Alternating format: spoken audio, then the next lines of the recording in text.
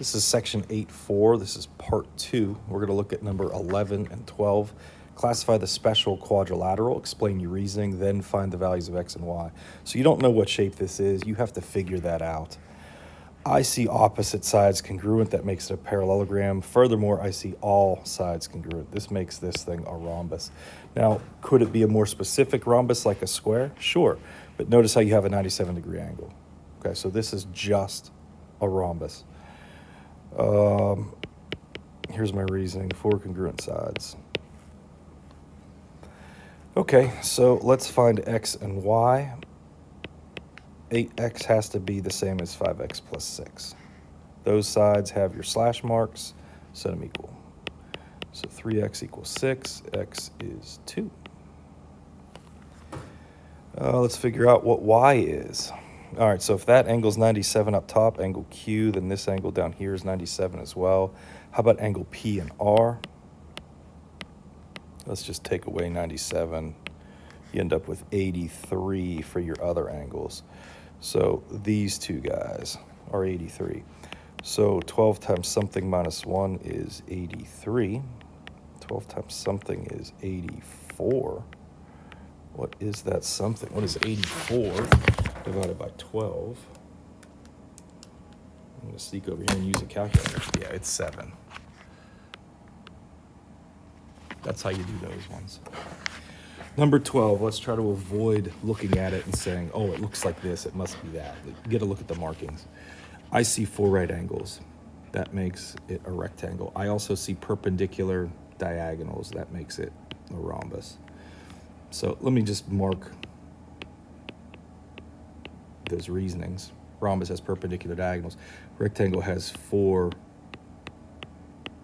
right angles in the corners. Now, together, when you put that together, that means you got a square. Okay, now what do you know about squares? Well, obviously all the sides are the same length, so 4x minus 7 has to be the same as 2x plus 1. So 2x equals 8 if we do two things at once. X is 4. Let's figure out what the angle is. Remember, in a square, all of those angles have to be 45. So 7 times something equals 42. So y is 6. That's how that goes. Let's see if we got some other ones that are the same. Not so much, but I bet we could sneak them in here. All right, so next section, they're telling you this is a rhombus. That's important. Let's mark down all the things we know about a rhombus. Well, I know all these angles are 90. I know that these 4 angles here are 34 degrees. Let's see how you got 4 little right triangles. What's left over if you got a 34-degree angle? It'd be 56 for your other guys. And notice how I'm just kind of running with this. I'm just writing down everything I know. I don't even know what they asked me yet. I guess I could look at some point, but I just had some fun with it. Angle WZV. Let's find that one. I'm going to use my highlighter. WZV. That's this angle right here. So that's your 34. I'll switch my highlighter up. I'll go with some green. How about angle XYZ? That would be this entire angle here, XYZ, 56 and 56. 112. Number 15, they're asking you for a segment length. How far is it from W to Y? So I'll use yellow here. How long is this segment?